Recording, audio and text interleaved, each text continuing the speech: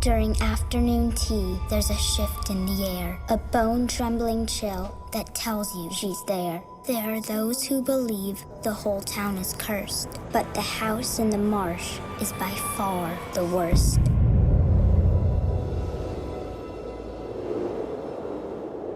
I think people are fascinated by the afterlife. Ghosts are a very interesting arena to explore, and The Woman in Black is a classic ghost story. Arthur.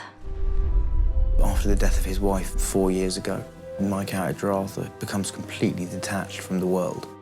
He's a lawyer and is sent by his boss to come up to Crith and Gifford after the death of Alice Drablow. Trying to sell Eel Marsh House. You won't find a local buyer.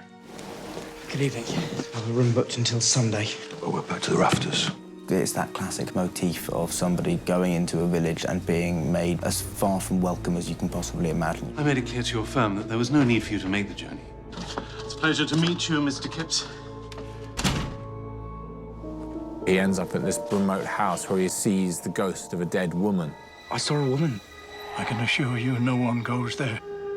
She wants revenge for something that happened to her, and she's completely unable to let this go. She cannot move on. That's why she stays haunting the people. Whenever she's been seen, something horrible happens.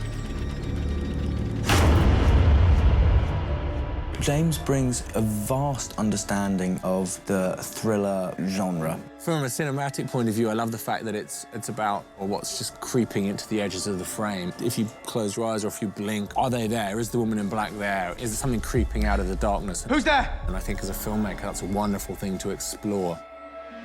Daniel, he's got to hold this thing on his own. He's the protagonist. You see it through him. He's well capable of taking on that responsibility. Dan is an absolute delight to work with. He is so focused, and he's just a brilliant actor to direct. Sometimes I just feel she's there, in the room, trying to reach me. The Woman in Black was just a terrific piece of storytelling. Susan Hill's novel is just wonderful. If we open the door to superstition, where does that lead? It's a great story. It's unsettling and frightening.